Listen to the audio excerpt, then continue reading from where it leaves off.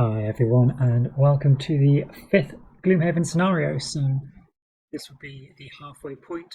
As last we left it, we just finished up Crystal Rampage. We killed the bear, so we joined the majority of people. From that, we collected the shattered crystals on the ground. Still keeping one eye on the lifeless corpse of the bear, your focus slowly shifts to the undamaged crystals scattered throughout the rest of the cave. Their light is so oddly soothing, pulling you into a state of cool comfort. Eventually they demand your full attention, and you forget entirely what you are doing, instead approaching the blue gems with arms outstretched. Your thoughts fill with a desire to become part of something larger than yourself, something great and magnificent. And then a moment of clarity suddenly strikes. You see yourself for a moment as if outside your own body. You see the actions and are confused by them. What strange power do these crystals have? We had the option to either give in to the pull of the crystal or to run from this place as fast as possible. Unsurprisingly, we gave in to the pull of the crystal. I did vote the opposite way, but we went for it. So the blue light envelops you as you kneel down and touch the crystal. It is cold to the touch, but is somehow still warm and inviting. For a brief flash, you are reminded of a recent dream you had, but then the thought is gone before you can even identify it. In the back of your mind, a new thought emerges, though it appears as more of a question. What do you want more than anything else? You get the impression that if you can just answer this question, your deepest desire will be given to you. You just have to decide. So we could either get the star iron for the blacksmith, to have endless riches, to live forever, or to join with an all-powerful god and exist in eternal happiness, which is clearly the correct option. And it was surprisingly close, but we went for the noble approach of just getting the blacksmith's iron. And that is where we find ourselves with scenario 5 here. So we have Cool of the Star Iron. Our goal is to retrieve the star iron and escape. After fully realizing your desire, you drift slowly back to full consciousness. You sit slumped over in the crystal cavern, looking around, wondering if it was all a dream. The crystal seems so normal now, just lifeless chunks with a dim blue glow. And then to your left, the wall of the cave crumbles away. The solid rock that was there a second ago has dissolved into the air, revealing a new path down deeper into the mountain. You instinctively realize that it was not a dream. You asked for the star iron, and this is your path. At the end of it, you will find what you are looking for. Without hesitation, you head into the newly created tunnel, descending into the dark, watching as, with every step, the stone in front of you continues to fall away, leading you closer and closer to your goal. Eventually, the shaped path opens up into a natural cavern. You know that the star iron is very close, but you are not sure why you know that. You also know there is danger ahead that you will need to deal with on your own. So, special rules. If any character becomes exhausted while not on the K tile, which is the starting tile, the scenario is lost. And then when door 1 is opened, read section on the next page. So we'll start just in the corner here. So presumably, since we need to not exhaust on this tile, we'll be going in and coming back out. But actually it does mean we could just exhaust a character fighting these oozers in the first room and then still actually complete it, which is a bit of a strange situation. So let's have a little look then. Okay, so I've given a bit of thought as to where we should start out. My thoughts are we should go nice and slowly, try and get the oozers to move towards us. We've got the hook gun then to pull a couple of enemies towards us and potentially give us +1 on our attacks if we don't have to move. If they have grouped up, if they've got Dirt Tornado, you may even be able to get an additional +1 on it. You might have to move in front of the Tinkerer, try and get a big clump. Quite nice. And likewise the Scoundrel, it's only got one slow card that would put him after the Tinkerer. And hopefully we can get them pulled towards us, which then means we can move and attack them with singled out, or get a ranged attack if they don't move that close towards us. But either way, we're going pretty slowly. I have dealt out as well our battle goals. Scoundrel here is looking to be an aggressor and have an enemy on the board at every time. Tinkerer wants to be a hunter and kill an elite, whereas the Cragheart is looking to be a pacifist and not kill more than 3 monsters, which could be a difficult one if the oozes start splitting on us. He may be forced to kill a lot, but I forget what his other option was now. It was pretty awful. Didn't really have too many choices. So let's pop these numbers in. Scoundrel 86, Tinkerer 72, Cragheart 82. Okay, so they are going first, but they are not moving. They have an attack 2, range 3, poison, target 2. So yeah, either way, it's pretty good that that was their first card. So then what should we look to do? Tinker is going first. I can't hit anyone from where we are, so we're going to be using this as a move 2, and then potentially the pull.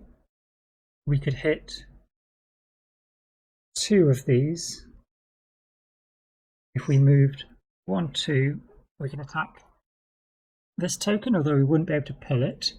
But we can pull this token 1, 2 up to here as well. That's pretty good. Go for that. So it's an attack of 2 against both of these oozers. They do have, unfortunately, a shield of 1. So against the elite, it's 2 down to 1 damage, and against the normal, it is 2 down to 1.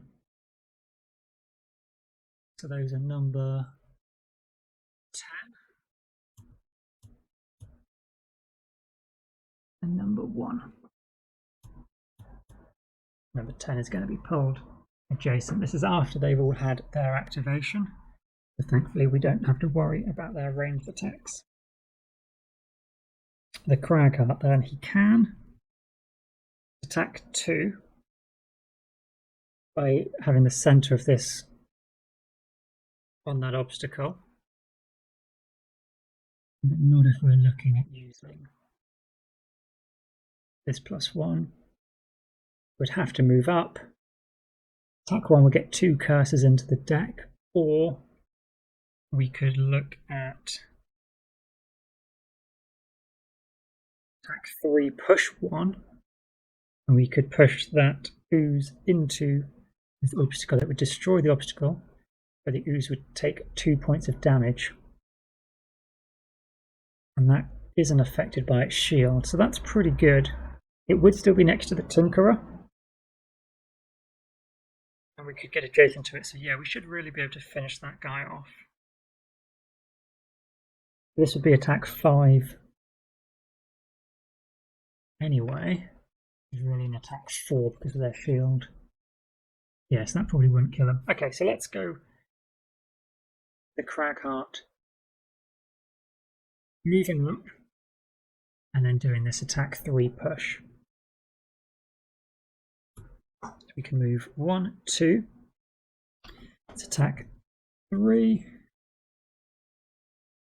4, 5, and muddle. So that is 4 damage, plus the push into the obstacle will be 2 more damage, which actually kills it.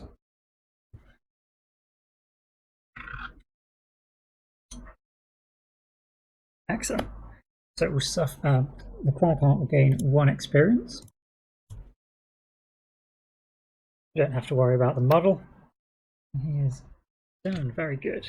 So then, for our Scoundrel, we've got nobody within range 4. We're going to have to move. We can move 4 and loot that coin. This would then be an attack 3. Otherwise, we could move up and do an attack 3 at range. We may as well get adjacent to this ooze. Picks up a coin for the Scoundrel as well. And then do the attack here. 1, 2, 3, 4.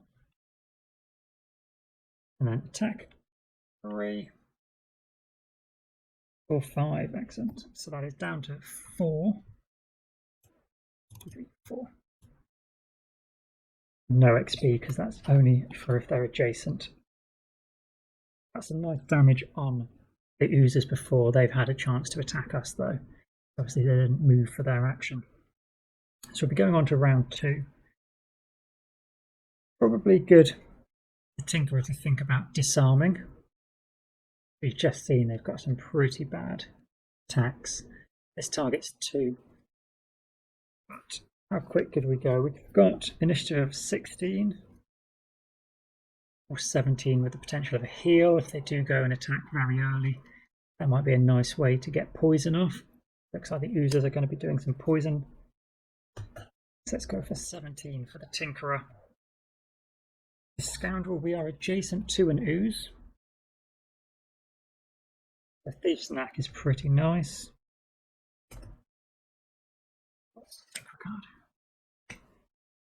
It would be good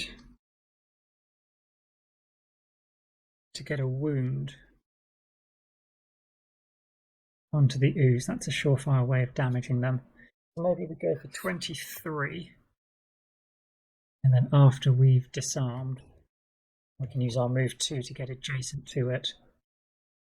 And then that lets the Scoundrel put a wound on. Yeah, that's good. We could go early with the Cragheart as well. Got a 13. That was a move 2. Yeah, it's not enough really to get next to a different target, but what would we want to do? I think we want to get add target ready. Maybe we take this as a bit of a build-up turn for him. Fortunately, we haven't got any bottom actions that would be worthwhile if we are setting up for this attack, and it would be quite dangerous to let the oozers off without attacking them again. They've got ranged attacks. They don't need a lot of move. They will be disarmed though, as long as the Tinkerer goes before them. Maybe something like opposing strike. We might be able to get between a couple of them there. How early could we go and still get move 3? That would be good. If we could get in between, we're generating the earth element, which is useful for us for next round, and it would deal a damage which doesn't get blocked by their shield. Yeah, let's go for that. Let's pop these numbers in. We have, oh, no, we have to go to the next round. We have Tinkerer on 17, Cragheart on 23, and Scoundrel on 29. So he will be going last again. Push and poison all adjacent enemies. Attack at range 2. Okay, so maybe we don't want to get the Cragheart into the middle of them, but saying that, no, push and poison isn't going to be an attack. The disarm wouldn't matter for that. Oh, interesting. I think this ooze shouldn't be a problem. We wouldn't be getting within range 2 of him. And he doesn't have any movement again, so that's really good. So for the Tinkerer then, if we move adjacent to the Elite Ooze number 1, we put ourselves at risk of the push and poison effect. But it will allow the Scoundrel to get the wound effect. Plus we have the attack 3 here. That'd be guaranteed 1 damage. We'll have disadvantage for this attack, so probably it'll be a -1, which with the shield is nothing. But this should be 2 damage. This should be 3. And then 1 from the wound. And then, yeah, we could look at just the Cragheart finishing it off. So it should be fine, unless we draw very badly. So let's move. 1, 2. There's a heal effect, but we don't need to do that. And then we have attack 2 at range 3. targeting 2. So this would be ooze 1 and 2.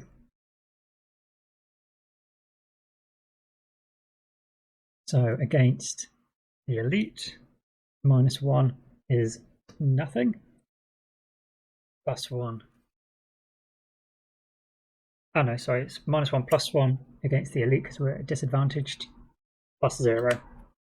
Effectively, that is only 1 damage against number 2. Nope. Number 2. I have not removed this guy. But they are both disarmed as well. 1 is disarmed. 2 is disarmed. And we are out of range of the elite number 5. Okay, so the Cragheart. We have moved to deal 1 damage. So let's go ahead. Sorry, it's moved 3 because of our enhancement. 1, 2, 3. So that's 1 damage. Number 1 and 1 damage to number 2. And it creates the earth element. We've then got opposing strike, which will hit both hexes either side of us. So that is both 1 and 2 again for an attack 3 against the elite. 6 down to 5. Nice. That is exactly what we want to see. So he is killed. And against number 2, +1. That is 3 damage. 1, 2, 3. Awesome. And it's 1 XP for the Cragheart. Alright, nice. So, unfortunately, it does mean we can't do both attacks on this adjacent enemy. Good news is, it's because he's been killed. So, we can probably finish off that other ooze if we move down adjacent to him. The problem would be elite ooze number 5 can then make an attack. It would be an attack 4 against the Scoundrel, but he would then be the only one left alive. I think that's fine. So let's move. We've only got move 2. But that's fine. We can move 1, 2 down to here. Just using this for its basic effect. And then attack 4. Down to 1 damage with that shield. But thankfully, that is exactly enough. That's 1 damage. Plus he's going to be wounded. Perhaps we should have had a bit more faith in our ability to kill and not need to disarm. We could have had the Tinkerer come down here. And then would have been 1, 2, 3. We could have been in range to also affect and disarm this guy. We could have saved ourselves the attack. But never mind. We played it safe and it didn't work out. So then the elite will activate. He's got an attack 4, 5 against the Scoundrel.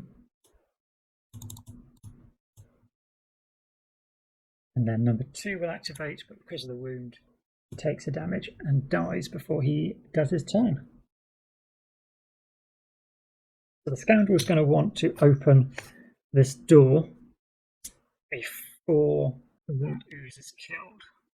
Okay. We should gain 1 XP as well for the Scoundrel.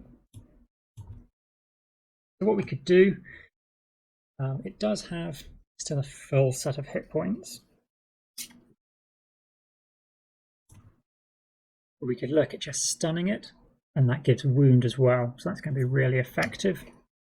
The earliest we could go would be 16, but we wouldn't get really any movement. So perhaps we just risk it for the 24.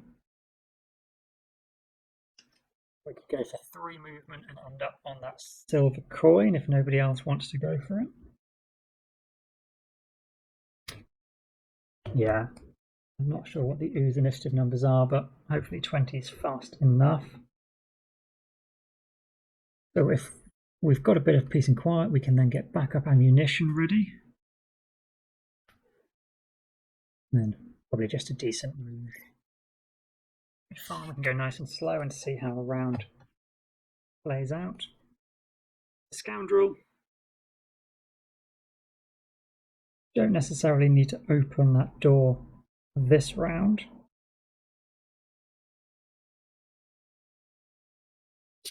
We can go for the move and poison.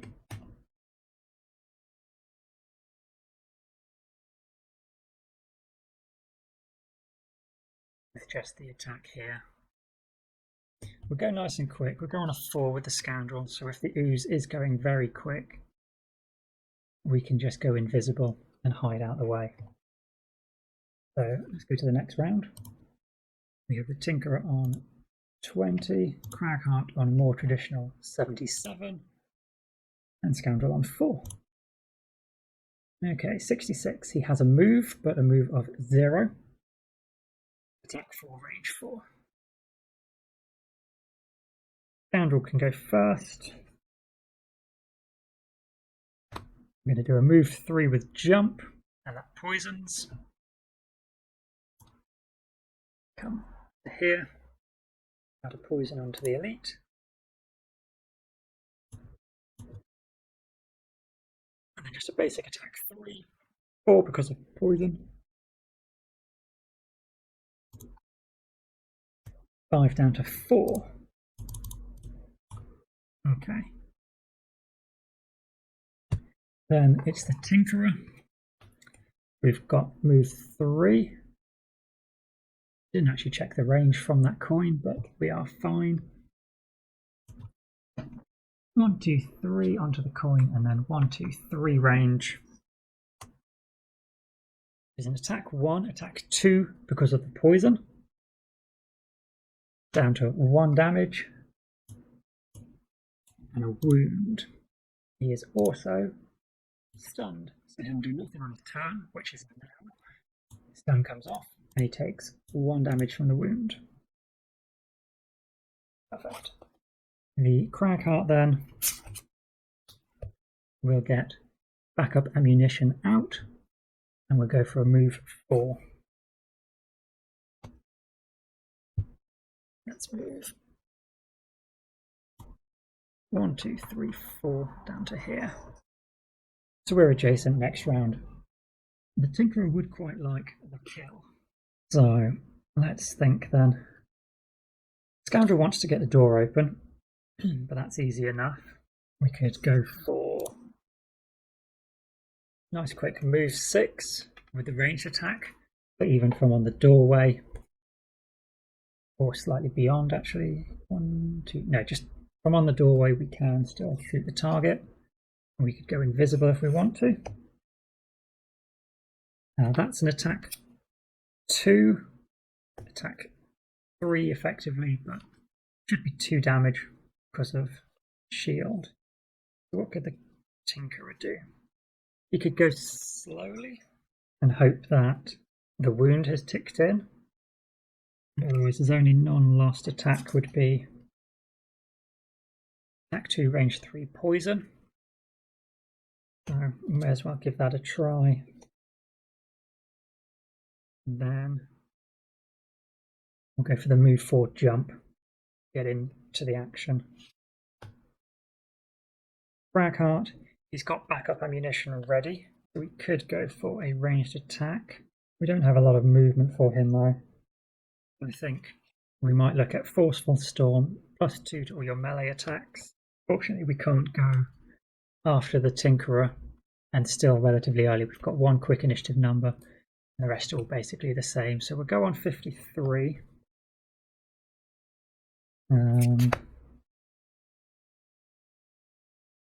Maybe we'll have the heal option, or we could use this as an attack 2.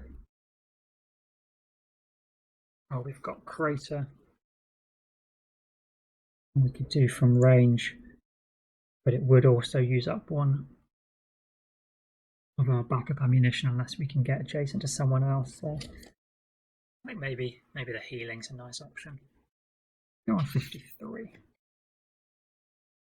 Let's Plug in these numbers. Scoundrel on 6. 1853. The ooze is splitting. So long as we do 2 damage to it, it's dead. Because it will take its wound damage, then it suffers 2 damage. If it's still alive after that, then it will split. It's going to take 3 damage before its turn. So now I'm wondering, do I want to open this door? If there are more oozes, they are going to split. I really don't want a fresh new room with the oozes having split, but it's a double check mark for the Scoundrel. I think the Scoundrel is going to greed. I think for the double check mark, possibly worth it. We have got a few ranged attacks lined up, so any oozes which are in this first portion of the room should also get hit, because we know we don't need to deal too much damage to this elite. Yeah, let's go for the greed. We'll use our move 6 first of all, and let's see what is in this room. So we can go 1, 2 onto the door, and let's read section 1. You enter into another cavern that seems almost intentionally made with smooth stone walls and a symmetric layout. At the other end of it, directly in the centre of an alcove, a huge mass of black rocks juts up out of the ground. You somehow know the star iron is in the centre of this rock. You just need to smash it open. As soon as your intent is clear in your mind, however, the ground beneath you shakes. The black mass ahead of you rumbles and changes shape. Most of the rock separates from the centre to form 4 hulking figures that seem very intent on crushing all intruders. And then a special rule: when all stone golems are dead, read section 2 below. Okay, so let's set this up. I need to put the other room in as well. Okay, so this is how the new room looks. I've gone for the standees for these golems because they are so large. But we do have 3 oozes in this room as well. There is nothing, however, in this entire corridor. So let's leave this to one side for now. We're going to continue focusing a little out of the way up here, just for the moment, because we're going to be killing this ooze pretty quick. And we've got to defeat all of these golems. They are moving towards us, but quite slowly. We don't have to worry about their attacks this turn. They also have shield. Okay. So our Scoundrel has done 2 of her movement, but we'll stay there if we want to do an attack. And since we want to make it easy as possible, hopefully for the Scoundrel to kill this target, let's go for it. So this is an attack 3 because of the poison, and a miss. It does get 1 XP because Scoundrel always gets XP. Okay, so then we have the Tinkerer.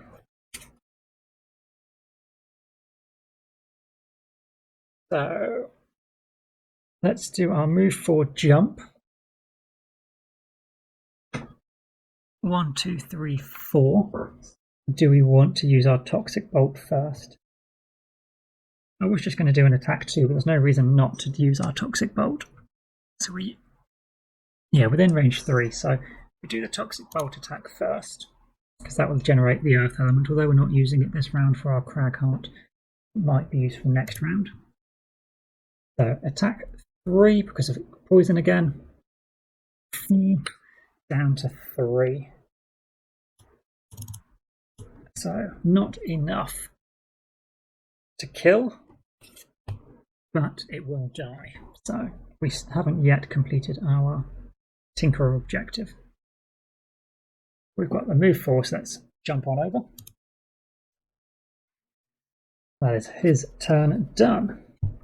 The Crag Heart then. We've only got bottom actions for movement. So we can only move up 1 space. We'll move here, and then we'll do heal 2. We're definitely going to be targeting the Scoundrel. I'm just thinking, who do we want to give the blessing to? Let's give it to the Tinkerer as well. So Scoundrel can get 2 hit points back.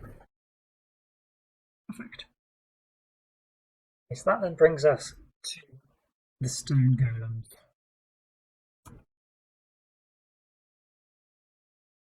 Stone golems, the elites have a move 2.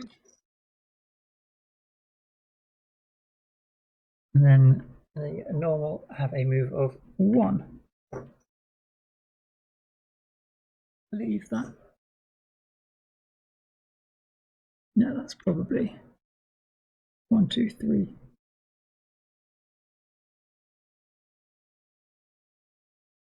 No, the same, isn't it? 1, 2, 3, 4, 5, 6, 7, 8, 9. Who's here? 1, 2, 3, 4, 5, 6, 7, 8, 9. Yep, same, so he stays behind. That is their movement. The oozes. The elite takes 1 damage from his wound and then takes 2 damage from the ability card and dies. And then all the normal oozes will take 2 damage.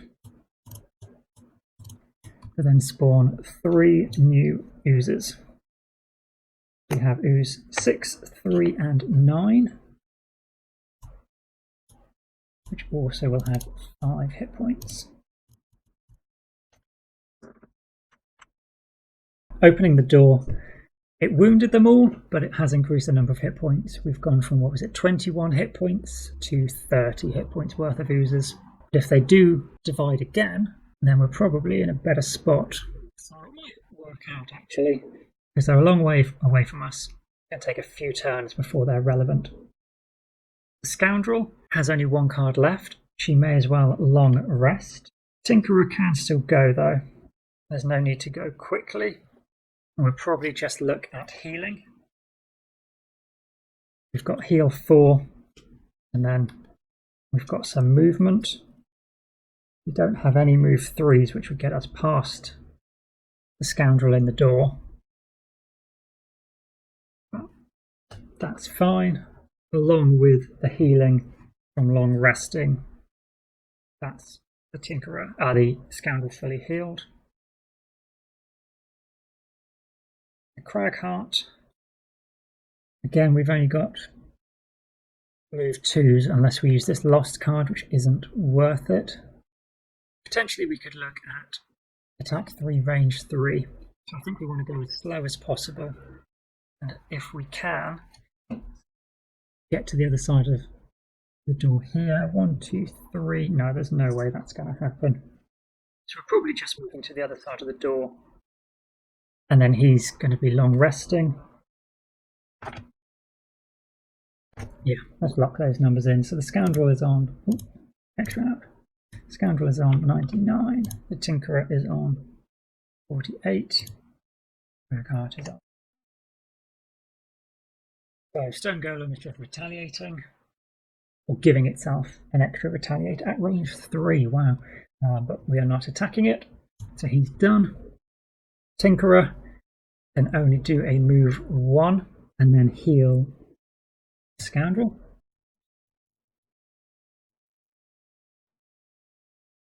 His turn done. The Cragheart, likewise. We're just going to use them as a move. We can leapfrog the Scoundrel in the doorway. Oh, sorry, we should have had the Cragheart going after the oozes. The ooze have a move 0, however. Oh, and they're going to heal themselves. I'd forgotten they do that. That is, yeah, the perfect combination for them. Yes, definitely opening that door was an error as of this point. It's 2 check marks for the Scoundrel. It's fine. It's going to be fine. So, Scoundrel then. Which card shall we lose? I think we'll get rid of throwing knives. Attack 2 when these guys have got such high shields probably isn't ever going to get us very far. Get rid of that one. Okay, that seems a good point to wrap this up. And we will carry on for a part 2 soon. Until then, take care and bye for now.